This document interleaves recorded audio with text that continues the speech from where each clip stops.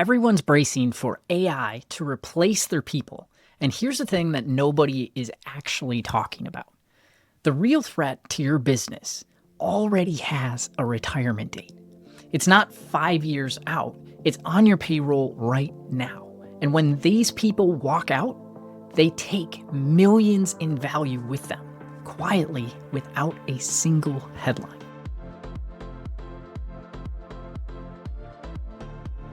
Every conference, every podcast, every post in your feed is having the same argument. AI is coming for your business. It's coming for the jobs of your people, and AI is going to replace your people. And they're not entirely wrong. The compression is real. We've covered that on this channel before, where teams of 50 are being rebuilt to run on 15. That part is completely true. But while everyone's staring at the AI threat on the horizon, there's a threat that already lives inside your building. And it's not artificial, it's biological. If you run a company of anywhere between 50 and 150 people, the kind of business that actually runs on a handful of veterans who've been there 15, 20, maybe even 30 years, this one is for you. Your most experienced people are aging out, and when they leave, they take everything with them. But how many and how much is that going to cost you? Let me put numbers on it, because this isn't a feeling, this is math. Roughly 1 in 4 workers in wholesale, manufacturing, and distribution are already over the age of 55. That's the workforce the way it is right now. 10,000 Americans hit retirement age every single day. Every day. And in manufacturing and distribution alone, an estimated 2.8 million workers are projected to retire by 2033. Now, think about that and what that actually means for your business. When your senior people, the ones who've been there 15, 20, maybe even 30 years, start walking out the door, they don't just take the job title with them.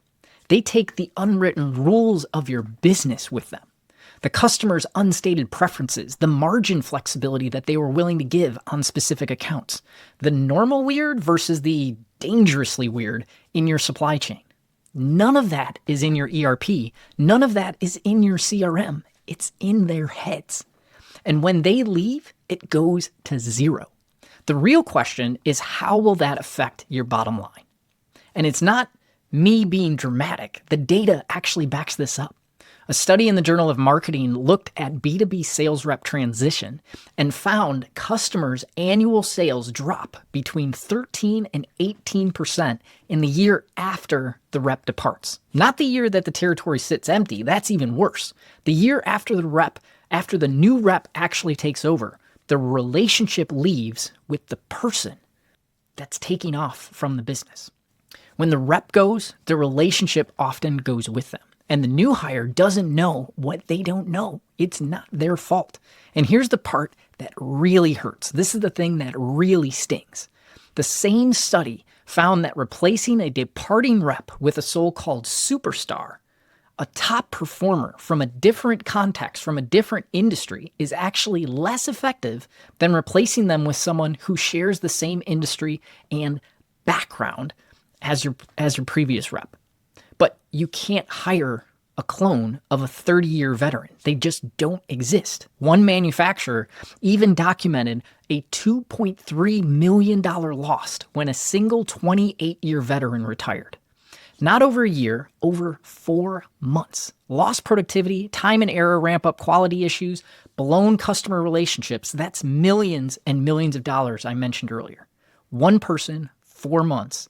And the same dynamic plays out in distribution, in professional services, anywhere where your business runs on experienced people. So what the heck do you do about it? The natural response is typically, okay, we'll hire younger, we'll ramp them up, we'll transfer the knowledge, and I get it. That sounds logical, but here's the math. The average tenure of a Gen Z hire in their early career is 1.1 years. 1.1. If it takes 9 months to ramp a new sales rep, and in most B2B environments, 9 months is being generous, and they leave at month 14, You're not running a sales team. You're running a training program that exports talent for your competition. You can't compress 20 years of account judgment and of account knowledge into a few ride-alongs, especially when the person you're training may be gone in 18 months. The older model, as we called it in the Marine Corps, OJT, on-the-job training, does not work anymore. That's not the way that things are designed. It's not the new generation's fault. The constraint is the system, or more precisely, the lack of one. The past solution was typically a CRM, or as some people would say, the single source of truth. But is it really? I worked for a CRM company and I love CRM. The right application for the right business is absolutely revolutionary. And that's what makes this next part so painful for me to even share. Most owners' next move to solve the problem is usually some form of technology. They say, we'll buy a CRM, or we'll tell the senior reps to put everything in the system. And it fails almost every single time. Up to 70% of CRM projects fail to meet expectations. In distribution specifically, adoption rates often run between 20 and 30%. And even when reps do use it, they log the surface level stuff, the quote, the contact, the call date. They see it as a way for you to have a tracking system on them. And I've heard from hundreds of reps the same exact fear. I put everything in the CRM, then what are they going to need me for? So they never log the important information. How the buyer actually thinks, the workaround when a shipment's late, why that account always orders heavy in Q3 and light in Q1. The CRM captures the what. It never captures the why, the strategic reason behind it. Just put it in the CRM is not a strategy, it's a prayer. So here's the shift. And this is the part that most leaders miss. The problem isn't that your people are getting older. The problem is that you never built a system to capture what they actually know. Knowledge that lives in a person's brain is a liability. Knowledge that lives in a system is an asset. And the window to move from one to the other is closing with every retirement party, with every frustration felt, and every competitor that offers those people more pay or a better retirement package. Every owner I talk to can tell me what their inventory is worth. They can tell me what their equipment is, their receivables down to the penny. But ask them what their senior team's institutional knowledge is worth, and they've never once quantified it. Not because it's hard to do, but because doing so would force them to face the fact that the business is at risk, and they don't know how to solve it. It's not on any balance sheet. It's not in any valuation model, but it's the thing that makes the business actually work. And it walks out the door every day, hopefully at 5 o'clock or later. And one day soon, that knowledge won't come back. And by this point, you're probably thinking, great, I get it. But how the hell do I solve for it? What do I do to actually fix it? Here's the thing. Knowing about the problem is not the same as solving for the problem. There's a 3-step discipline that works, and it works whether you're in distribution, manufacturing, professional services, or any business that runs on experienced people. Step 1, interview the outgoing person on every key account and every key process. Record it, transcribe it. Make sure you cover every decision that they make that nobody else understands. You capture it before they leave, not after. Step 2, you take that transcript from the interview and you structure it in a way that when you give it to AI can turn it into a living, breathing playbook. Not a static document that nobody ever reads, a living system that a new person can actually use on day one. Podcasts, slide decks, infographics, all sorts of different ways that they can process and analyze the information inside. Step 3, hand it to those new people so that they step in with context, not from ground zero.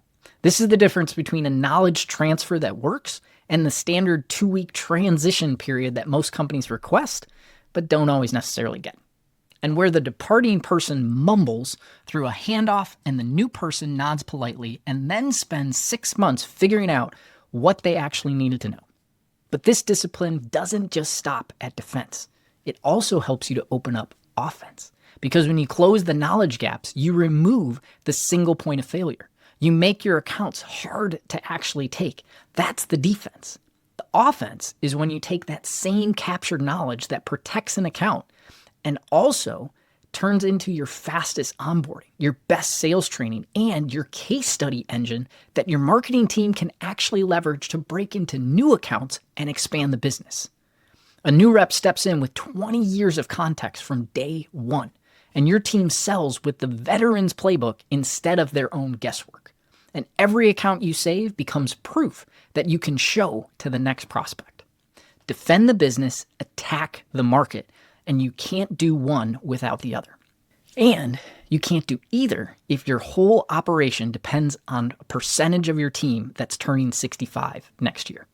Defense makes you hard to beat. Offense makes you hard to catch. AI amplifies whatever is already there. It doesn't fix your business. It multiplies it. If your knowledge is documented and your team can execute without you in every seat, AI makes that formidable.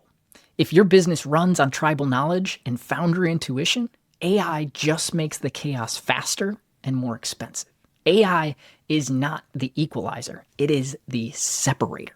It can't systematize chaos. It can only scale what's already been systematized. So if your best judgment lives in one person's head, AI has nothing to amplify but the hole that opens the day they retire. The businesses that win in the next decade won't be the ones with the best AI tools. They'll be the ones that systematize their thinking before they automate it.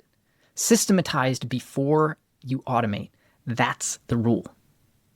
So the aging workforce isn't a separate problem from the AI compression. It's the same problem, just wearing a different face. Both expose the same gap. You never built a system to capture how your business actually thinks. The bottleneck was never technology. It's the human system that technology actually runs on.